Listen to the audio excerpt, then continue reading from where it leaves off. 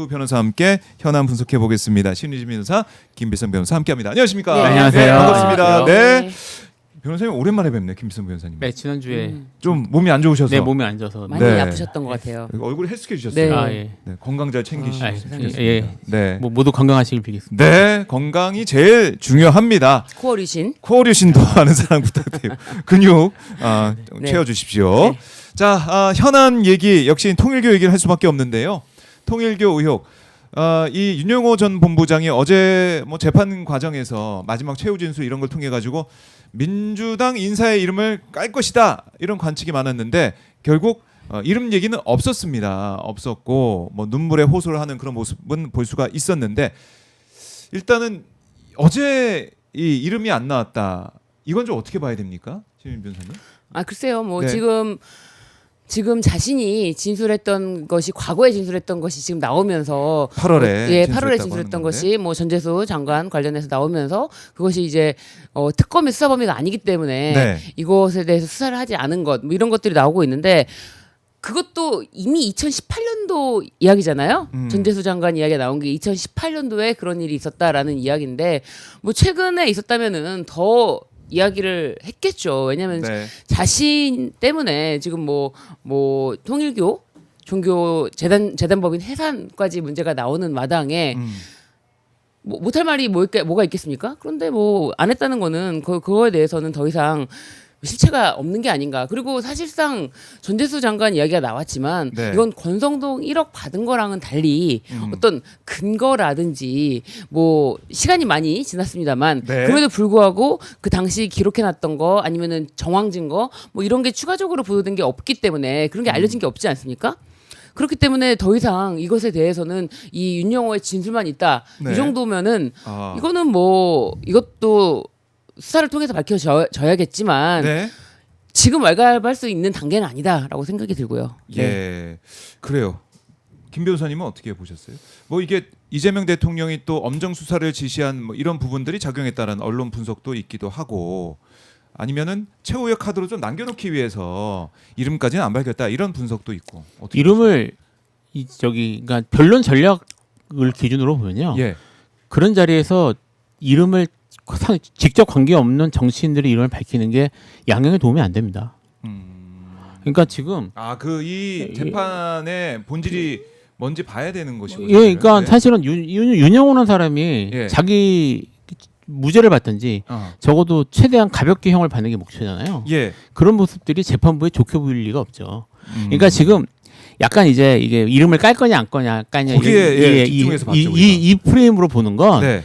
이게 이제 윤영호라는 사람이 그 자기의 개인 사건이 아니라 이거를 그 통일교 전체와 뭐 정권이나 국가와의 싸움의 한 장으로 보는 입장에서 본 거예요. 근데 윤 입장에서는 그게 자기한테 불리할 수도 있는데 그렇게 해야 될 이유가 없는 거죠. 중요한 거는 저는 이제 애초에 네. 그러니까 이 사람이 제가 변호사라면 예, 통일교가 당신하고 뭐 종교적 단체니까 종교적 신념이니까 뭐 어떤 관계인지 모르겠지만 당신이 양형은 도움이 안 된다. 그거 해야겠냐라고 얘기를 했을 거고요. 본인이 얘기했어요. 변호인 입장에서는 그렇게. 예, 했을 것 같고요. 예, 지금 눈여겨봐야 될 것 중에 하나가 이 예. 사람의 최후 의견 진술인데요.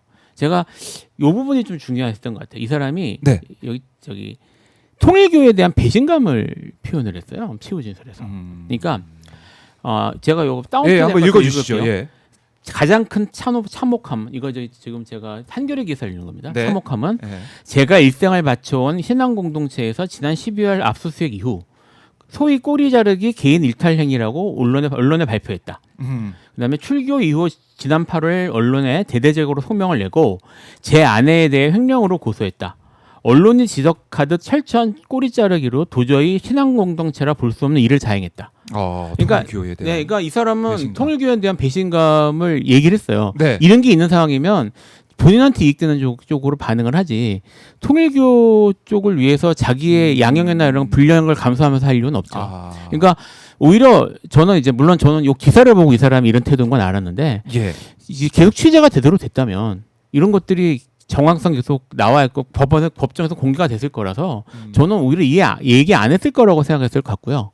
만약에 이거를 통일교에서 전쟁을 한다고 생각해서 뭐 이렇게 까더라도 이 재판에서 이런 식으로 공개하진 않았을 것 같아요. 실제로 지금 이름들이 나오곤 있잖아요. 예, 이 사람 보도가. 그 윤이라는 사람의 입으로 나오지 않은 것이지. 그래서 뭐 이 사람은 이 사람대로 자기 본론 전략상 그런 것 같고요. 그와 별개로 지금 통일교는 간복이라는 건 맞는 것 같습니다. 근데 이제 제가 좀 얘기가 길어지는데 예, 예. 통일교에 대해서 우리가 좀 이해할 필요가 있어요. 이게 무슨 말이냐면 지금 우리가 이제 내란 정국 그다음에 국민의힘과 관련된 그 특히 뭐 그런 김건희와 관련된 이런 부분들을 집중해서 보는데 이 통일교라는 집단 자체가 그 정치적인 그런 영향력을 적절히 행사해가면서 성장한 공동체입니다. 이게 확인되는 것만 해도요, 공식적으로 확인되는 것만 해도 1970년대까지 거슬러 올라가요. 그 유명한 프레이저 보고서. 그러니까 이제 그게 이제 이른바 코리안 게이트라고 미국에서 대부분 아시겠지만 이게 그 박정희가 저기 미국 의원들을 상대로 로비를 하다가 이게 스캔들로 퍼져가지고 결국은 그 미국 상원에서 이걸 조사하는 케이스란 말이에요. 이 케이스에서 주된 자금원이자 로비책으로 움직였던 것이 통일교 조직이었어요. 그건 이제 프레이저 보고서에 나옵니다. 네. 그러니까 이미 그때 그 미국 로비 단체들 사이에서 한국의 돈을 받아서 미국의 로비를 행사할 수 있을 정도로 정치적인 그런 소환이나 이런 것들이 능수능란한 자들이었어요. 네. 그렇게 성장을 했고요. 어떻게 보면 정권과 그때부터 경탁이 있었던 것이고 그 이후에도 뭐 여러 의혹들이 있었지만 최근에 확인된 거는 이제 아시겠지만 아베 신조 전 총리가 죽었잖아요. 맞아요. 그것도 이제 통일교 관련해서. 예, 통일과 관련된 것이고. 제 자신 엄마가 빠져 있다 보니까. 네, 네. 근데 이제 그게 통일교 자기 엄마가 그렇게 빠져서 전 재산을 날리고 자기 집이 그렇게 망하게 된 이유가 결국은 그 아베 신조 자민당이라는 당이 이제 뭐 하나의 계파로 워낙 많은 계파가 있긴 하지만 어쨌든 아베 신조가 총리까지 외출한 그 중요 계파가 네. 통일교와 밀착돼 있다는 이유 때문에 결국은 그런 일이 벌어진 것이었고요. 그러니까 통일교라는 집단이 매우 오랜 기간 동안 여러 나라에서 여러 정치 집단과 그런 식으로 영향력을 행사하면서 성장해온 단체란 말입니다. 네. 그러니까 어떻게 보면 통일교 입장에서는 지금 정권이 통일교와 지금 대통령이 통일교와 엄단을 하겠다. 이번에 끊겠다고 얘기하는 게 별게 아닌 것처럼 보일 수도 있어요. 우리가 어떻게 다시 버텨왔는데 박정희도 넘었고 우리가 지금 넘었는데 이렇게 생각할 수도 있거든요. 그러니까 통일교 입장에서는 네. 여전히 이것저것 만지작거릴 수 있는 상황이고요. 여러 카드를 내가 이렇게 당할 수만은 없어. 네, 그럴 수 내가 있는 이걸 넘었으면 돌파할 수 있는 카드를 네. 쥐고 있어. 그래서 지금 저는 이제 그렇게 생각합니다. 지금 대통령께서 예. 통일교를 딱지가 말씀하시진 않았지만 통일교를 아마 포함하는 것이겠죠. 그 정치 집단들 종교 집단들이 정치 집단과 이렇게 결탁해서 하는 그런 것들이 예. 사실은 뭐 이런 내란 전국에서만이 아니라 이미 여러 번 특히 우리 동아시아 쪽에서 우리나라와 연관된 여러 정치적인 그런 경험들이 있고요. 그런 것들이 여전히 끊어지지 못하는 고리들이 있고 그것이 어떤 경우에는 지난 정권 같은 그런 비정상적인 정권에 들어있을 경우에는 치명적으로 작용할 수 있다. 그러니까 이거를 뭐 여야를 떠나서 진영을 떠나서 네. 역사적으로 끊어내야 된다라는 생각을 하시는 것 같아요. 이재명 대통령. 네, 그리고 이 사건을 바라보는 국민들께서도 네. 이건 뭐 누구 나쁜 놈이니까 누구 잡자가 아니라 우리나라의 뭐 지금 뭐 검찰 개혁도 있고 여러 개혁이나 이런 근본적인 체제 개혁이나 시스템 개혁 얘기를 하잖아요. 그런 차원의 문제로 보셔야 될 것 같습니다. 그러니까 이 큰 틀에서 이제 볼 수밖에 네. 없는 그 사안이다. 그러니까 윤용호의 최후 진술을 통해서 나오지 않는 것은 개인의 어떤 변론 전략 일 거고, 그러니까 그것과 별개로 통일교 쪽에서 이런 뭐 의혹 당사자 이름까지 나오는 보도가 나오고 있는 이 상황을 보면 이게 윤용호 개인의 문제가 아니라 통일교가 그야말로 뭐 전쟁을 벌이는 그런 상황까지 가는 게 아니냐. 네. 우리가 어떻게든 살아남아야겠다. 그래서 지금 현재 여권 인사를 또 공격하는 게 아니야 이런 생각도 들고, 그러니까 이게 여야 불문하고 철저하게 수사하라 이런 지시한 것은 이재명 대통령이 정말 잘한 일이다 이렇게 볼 수가 있네요. 그럼요. 예? 이것에 대해서 또 송원석 원내대표는 이재명 대통령을 향해서 단 한 번이라도 한학자를 만나서 큰 절을 올린 적이 있는지 밝혀라. 이렇게 이런 질문을 하더라고요. 어이가 없는 뭡니까? 정말 할 말이 없나 봐요. 더 이상 이제 네. 막말 수준도 어떻게 성의껏 지어내지도 않고 할 말이 없나 봐요. 한학자를 향해서 절한 적이 있는지 없는지를 밝혀라. 예, 막 정치를 던지는 점점 코미디로 끌고 가죠. 코미디 네. 느낌이 나는 상황까지 왔다. 그래서 뭐 나경원 의원 이름도 언급이 되고 뭐 이제 녹취했던 그 파일도 법정에서 뭐 공개가 되는 그 상황이기도. 나경원 의원 같은 경우는 지금 전재수 장관, 뭐 정동영 장관 이름도 언급이 되고 있는 언급이 그런 상황인데 네. 어쨌든 뭐 해명은 해명하고 의혹은 풀어내는 과정으로 가는 것이고 네. 그 긴 싸움이 될 수 있다는 생각이 드네요. 긴 싸움 될 수 있고 저는 정말 지금 여권에서 다치는 사람이 나올 수 있을 것 같아요. 그렇게 오래 있었으면. 근데 끊어내야죠 그러면. 이거는 뭐 누구 한 명, 한두 명, 몇 명 아쉬워하고 할 문제가 아닙니다. 근본적으로 해결해야 될 문제. 해결의 문제다. 알겠습니다. 그리고 지금 이화영 이 재판 이 과정도 좀 보면은 법원이 집단 퇴정한 검사의 이화영 재판부 기피 신청을 기각을 했습니다. 이건 뭐 당연한 수준인가요? 어떻게 봐야 됩니까? 이게 국민 참여 재판이라는 것을 검찰에서도 모르는 바가 아닌데 이 재판을 뭉개겠다는 아예 그냥 그런 마음을 결심을 하고서는 뭐 증인으로 뭐 40명이 넘는 교도관을 신청한 거 아닙니까? 그렇게 무더기로 교도관을 신청하자 재판부에서 이게 법무부에서 이미 그 실태 조사를 했고 실태 조사 보고서를 보고서 꼭 필요한 증인으로 추린 거예요. 이 국민 참여 재판은요 배심원들이 나옵니다. 배심원들이 나오는데 40 몇 명을 어떻게 증인 신문합니까? 불가능한 거를 일부러 검찰이 아예 이 재판을 망치겠다라는 마음을 하고 마음을 먹고서는 증인 신청을 했던 것이고 그 증인 신청 안 받았다고 해서 기피 신청을 한 건데 당연히 기피 신청 기각되죠. 그러니까 이거는 상식적인 판단이다. 이렇게 보면 됩니까? 이게 뭐 40 몇 명이 아니라 뭐 100명이라도 정말 크리티컬한 증인이면 할 수도 있죠. 근데 그 내용을 보면요 정말 필요한 증인이 아니고요 그냥 그 일정 기간 정해놓고 그 기간에 관련했던 근무했던 사람 다 부르는 식으로 그냥 한 거예요. 그러니까 법원에서는 그렇게 되면 당연히 고르죠. 그렇죠. 그건 당연한 건데 이게 이런 건 있어요. 그러니까 그 이제까지 법원이 검찰이 뭘 증거나 이런 걸 신청하면 웬만하면 정말 다 받아줬습니다. 그리고 근데 이제 이건 변호사들한테는 좀 약간 맺힌 얘기인데요. 변호사가 신청하는 증인은 잘 안 받아줘요. 검사가 요청하는 증인은 다 받아줬거든요. 어쩌면 이제까지는 다 받아줬으면서 지금 여기서 왜 안 받아줬는데 뭐 이런 생각을 했는지 모르겠는데 말이 안 되는 소리고요. 기본적으로 법원에서 검찰이 제출하는 증거 중에서 직접 관련성이 없는 거는 쳐내줘야 되는데 검찰이 이제까지 법원이 그런까지 잘 안 했던 건 사실이거든요. 근데 그건 이제까지 법원이 잘못한 거고 오히려. 특히 국민참여재판 같은 경우에는 짧은 시간 내에 집중해서 요점을 정리해가지고 미리 딱 세팅을 딱 해서 미리 준비를 다 한 다음에 딱 터트려서 하는 재판이에요. 그러니까 그 증인이나 이런 것들도 다 미리 조율을 하고 어떻게 할 건지 시간 어떻게 할 건지 다 배분을 한 다음에 시나리오까지 다 짜서 그렇게 해서 하는 재판인데 이 재판에서 그렇게 증인을 데리고 오면 무슨 배심원들이 한 달 동안 잡혀가지고 거기서 먹고 자고 하면서 한 달을 보내라는 건지 여기에 대한 아무런 대책 없이 정말 필요한지에 대한 제대로 대한 입증도 없이 들고 와서 그렇게 해서 말씀하신 것처럼 그럼 대놓고 재판 하겠다는 거죠. 그러니까 법원이 이제 법원이 권한을 행사해서 증거나 이런 것들을 조절을 한 거거든요. 증인 시청을 취사 선택을 하고 그랬다고 집단 반발하고 나간 것이니 이거는 당연히 기피 신청이 기각되는 게 정상이고요. 이게 좀 이번 기회에 다른 재판에서도 일반 재판에서도 다 받아주는 거는 이제는 좀 이게 지금 예를 들면 이래요. 그러니까 이거는 뭐 관련이 있으니까 제가 얘기를 하겠습니다.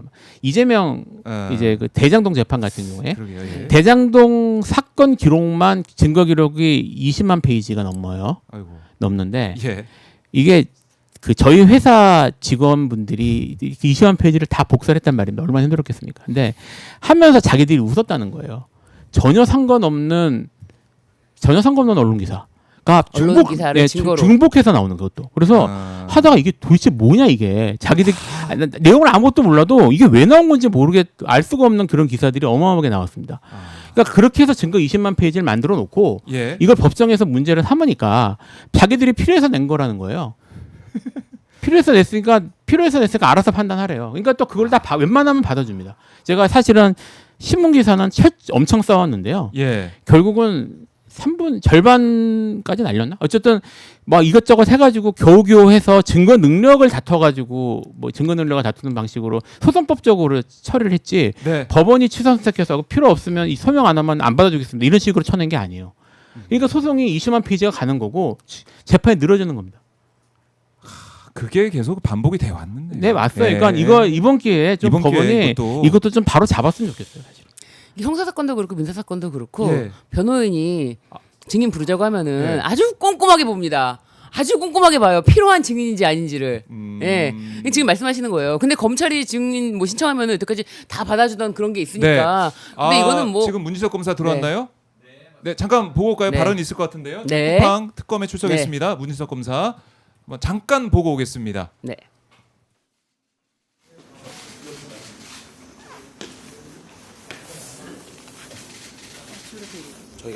되고 있습니다. 수고 많으십니다. 저는 참고인으로서 특검에 출석해서 있는 그대로의 사실을 성실하게 말씀드리도록 하겠습니다. 상설특검에서 모든 진실을 규명할 것으로 바라고, 그리고 이 과정에서 조금이라도 거짓말을 하거나 잘못이 있는 공직자들은 그에 상응하는 엄정한 책임을 져야 한다고 생각합니다. 이상입니다. 혹시 오늘 조사에서 어떤 내용들 주로 설명할 계획이십니까? 제가 제출한 진정서 그리고 사건 경과 모든 자료를 이제야 제출하게 됐습니다. 제가 5월 8일 날 대검 감찰 조사를 받고 거기서 추가로 저를 부른다고 했는데 부르지도 않았고 오늘 처음에 모든 자료를 다 제출할 예정입니다. 예, 이상입니다. 무혐의 가이드라인을 정해줬다고. 예, 죄송합니다만 일단 조사받으러 온 거니까 추가적인 질문은 일단 받지 않도록 하겠습니다. 죄송합니다.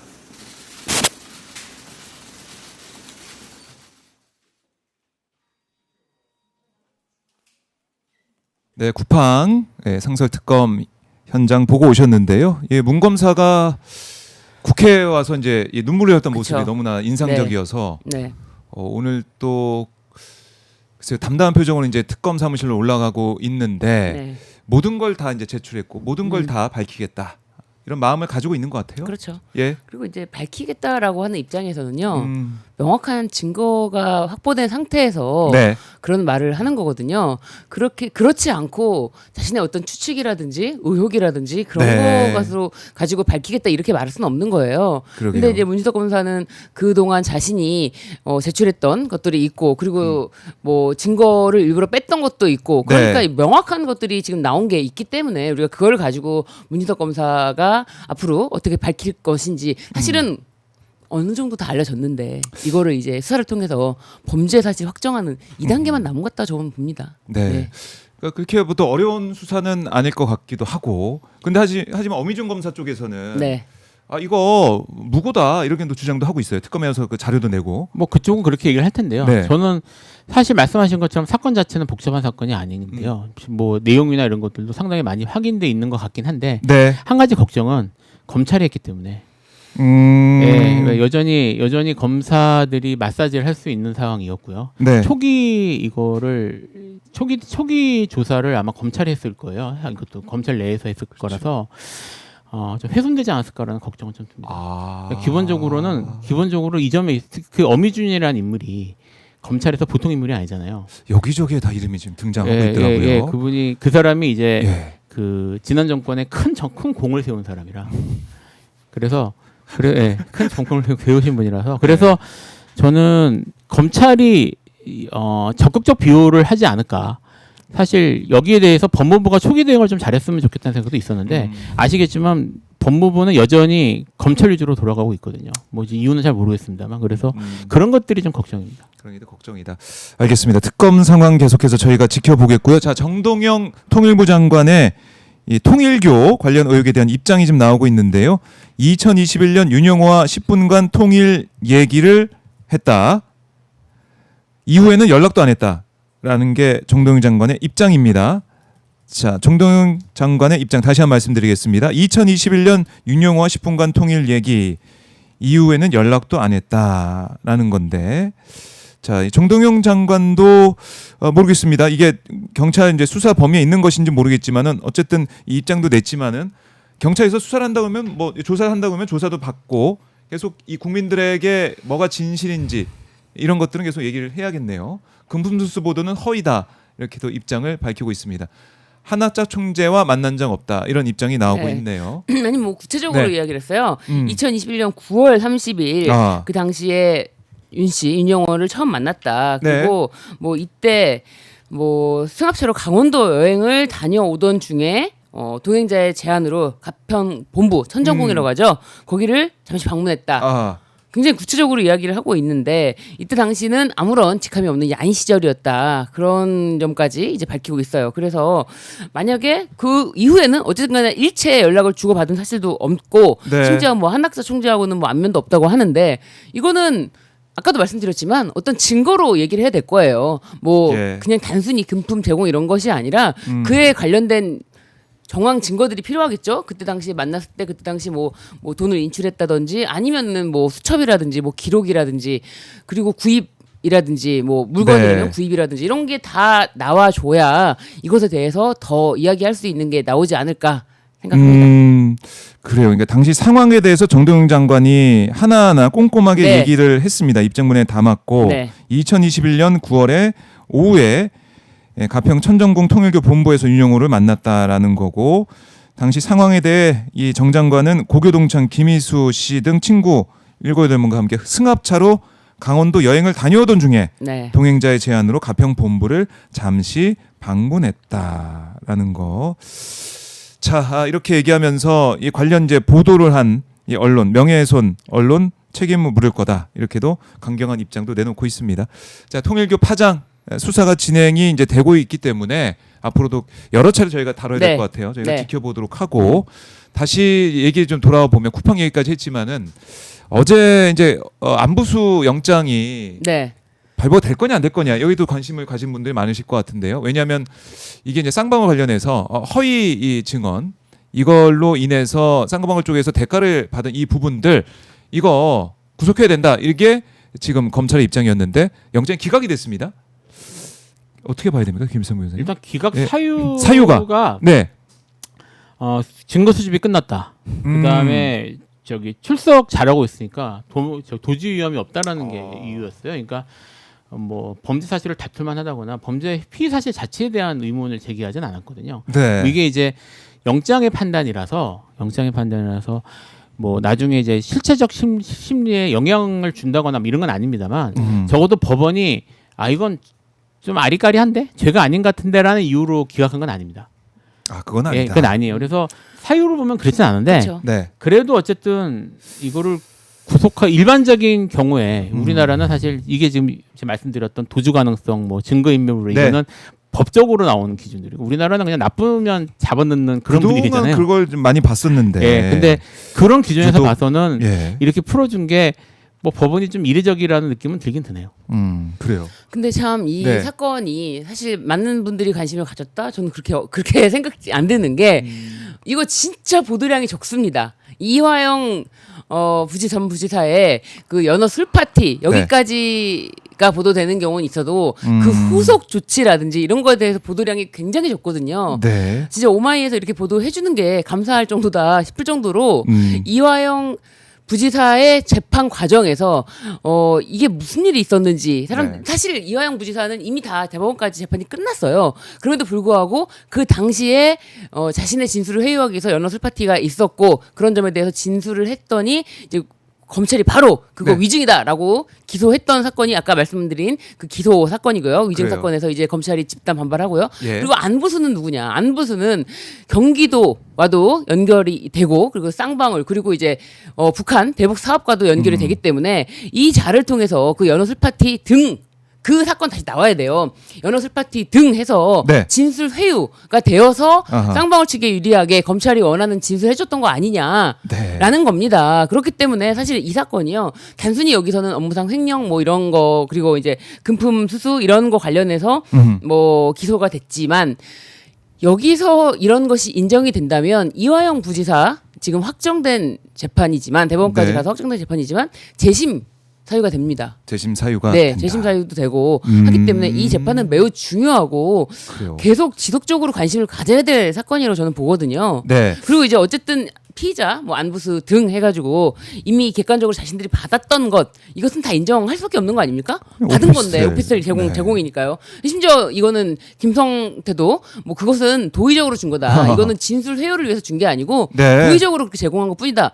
이렇게 얘기를 했기 때문에 이거 객관적으로 나온 증거를 뒤집을 수 있는 건 없다. 네, 그리고 이 재판은 계속 지속적으로 우리가 지켜봐야 될 중요한 사건이다. 중요한 네. 사건이다. 신유진 변호사님이잖아요. 네. 이럴 때 또 제가 딱 변호사라는 생각을 안 하고 있다. 이 날카로운 부분이 또 있어요. 감사합니다. 변호사님이. 네. 알겠습니다. 변호사시죠. 예, 알겠습니다. 자, 그래서 이걸 저희가 지켜보고 오마이뉴스가 계속해서 보도를 하고 있다. 이렇게 다시 한번 강조를 하겠습니다. 두 분 이제 변호사님 모셨으니까 내란 전담 재판부 이거 네. 어제도 제가 이제 대통령실 스튜디오에 직접 가가지고 이기현 홍보소통수석과 인터뷰도 했지만은 위헌 소지 최소화 이게 네. 대통령실의 공식 입장이다. 이렇게 다시 한번 정리하고 이제 왔거든요. 여당에서는 12월 안에 이걸 통과시키겠다 법안을. 그리고 하지만 여러 가지 각계 우려의 의견을 좀 받아들여서 아마 위헌 소지 최소화하는 방향으로 해서 내란 전담 재판부로 갈 가능성이 커 보이는데 김필성 변호사는 이 필요성, 내란 전담 재판부 지금 현 상황에서 필요성, 또 지금 민주당에서 법안 처리 과정 이거 좀 어떻게 보고 계십니까? 네. 어려운 문제입니다. 어려운 문제다. 왜 어렵냐면요. 아, 사실 이제 저는 뭘 걱정하고 있냐면 예. 이 내란 전담 재판부라는 게 왜 이슈가 됐는지 상황을 걱정하고 있어요. 이 결국 사법부에 대한 근본적인 신뢰가 무너졌기 때문인데요. 그렇죠. 정말 신뢰가 무너진 상황이면 내란 전담 재판부로 해결될 문제가 아닙니다. 그렇죠. 이게 아하. 제가 그 방송에 다른 방송에서 얘기한 적이 있었는데요. 네.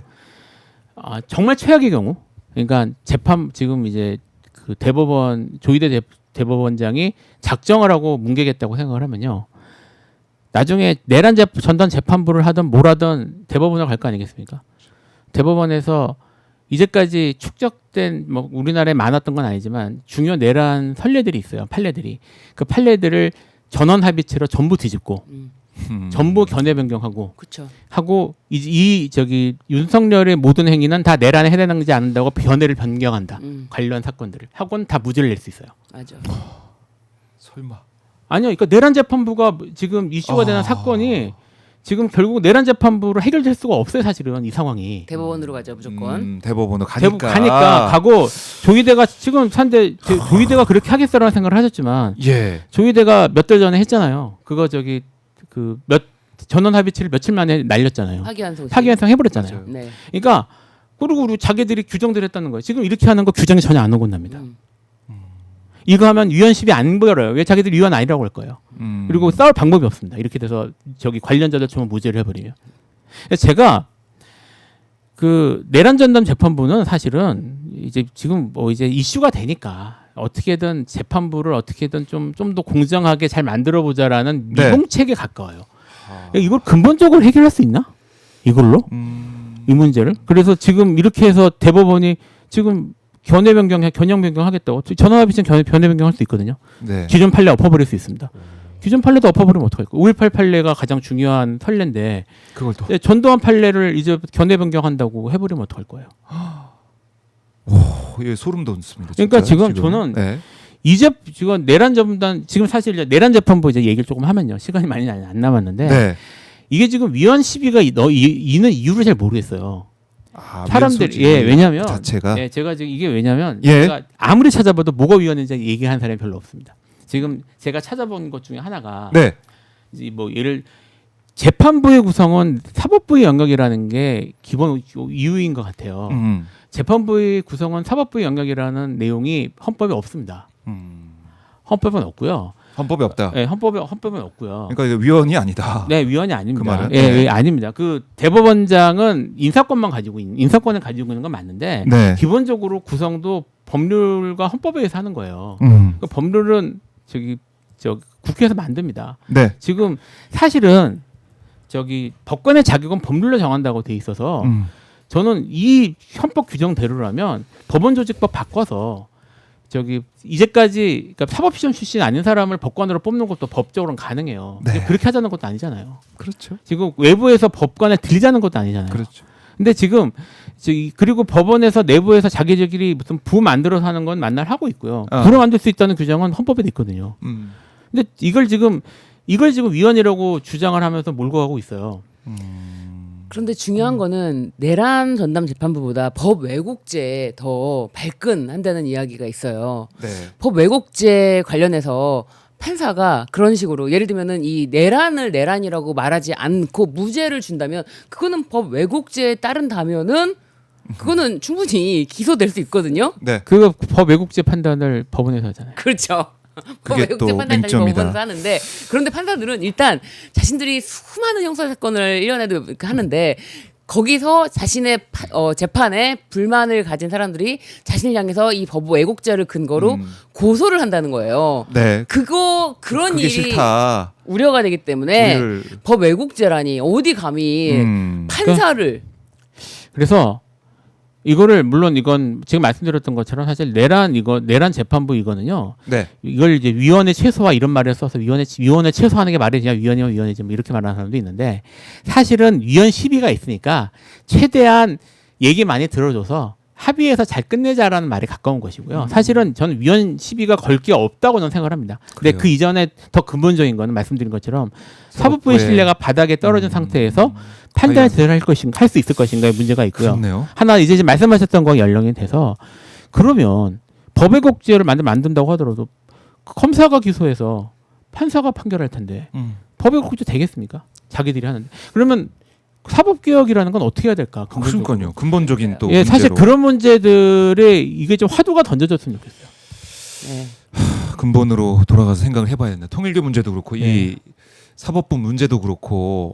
근데 저희 댓글 반응도 그 김필성 변호사의 이 정말 만에 하나의 가능성 그 얘기 견해 변경 통해 가지고 다 뒤집어 버리는 거.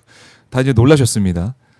예. 다 그렇게 진짜 가능해요. 가능한 예. 상황이니까. 네. 아니 그러니까 처음부터 지기현 재판장이 1심에서 네. 판단을 하고 항소심에서 어떻게 결정을 하든 대법원 대법원으로 가면은 가니까. 전원합의체 딱 꾸려가지고 알지? 모여 해쳐 모여 딱 모여 빨리 빠르게 무죄 할 수 있는 거잖아요. 그러니까 그거 우리가 이제 봤잖아요. 네. 확연송 한 거 이재명 네. 재판. 야. 그래서 저희 국민들이 계속해서 목소리를 내고 있고 국민의 뜻을 계속 보여줘야 되는 그 상황이고 깨어 있어야 되는 그런 상황이다. 아직 내란은 종식되지 않았다. 이런 생각을 하게 됩니다. 그래요. 그렇게 가지 않기 위해서 우리 국민들의 목소리가 더 크게 필요하다. 이렇게 강조를 해드리고 두 분 이제 가셔야 될 시간이 돼가지고 보내드려야 되는데 네. 제가 막 이 방송 일정이 꼬이고 막 이러다 보니까 네. 요일도 오늘 바뀌고 시간도 막 늘렸다 줄였다 네, 하고 네. 있어 너무 좀 송구한 마음입니다. 예. 두 분 이해해 주시고요. 네. 그래도 오마이 TV 박종희 기자 계속 하실 그럼요. 거죠? 네, 네. 박정환 네. 스팟. 자르지만 말아주세요. 짜지 않았어요. 예, 두 분과 함께 이렇게 정말 밀도 있는 분석을 계속 해 나가도록 하겠습니다. 아니 근데 우리 네. 방송보다 지기현 재판장이 재판 진행하는 게 더 재밌어요. 아유 뭐 뭘로 보시고요. 아이 재판장을 뭘로 보고. 아유 그런 걱정하지 마시고. 아이 죄송합니다. 네. 죄송합니다. 이 정도는 해야죠. 네, 혹시- 아이, 죄송합니다 해야죠. 우리 지기현 재판장도 혹시 개그맨 준비? 아니 그런 건 아니지만 그 저기 원래 그 행사 같은 걸 하면요. 예. 법원 내에서 예. 마이크 잡고 아. 이런 건 원래 잘하시는 분이래요. 원래 잘하신 분이래요. 네. 그러니까요. 아니 그러니까 좀 그걸 하세요. 내란 죄송합니다라고. 재판에서 하셔서 문제인 거지. 원래 죄송합니다. 할 재밌는 거면은 분이라고 하더라고요. 그렇게, 아이 죄송합니다. 아이 네, 아이 참으시고요. 네. 화내는 사람이 싫은 거예요. 그 정도. 제가 네. 그렇게 또 재간둥이. 진행을 네. 그렇게 노력을 해보겠습니다. 지기현보다 좀 더 잘해보겠습니다. 지기현보단 재밌게. 알겠습니다. 네. 두 분 말씀 잘 들었고요. 네. 다음 주에 뵙겠습니다. 감사합니다. 감사합니다. 네. 자, 두 변호사 말씀을 나눠봤고요.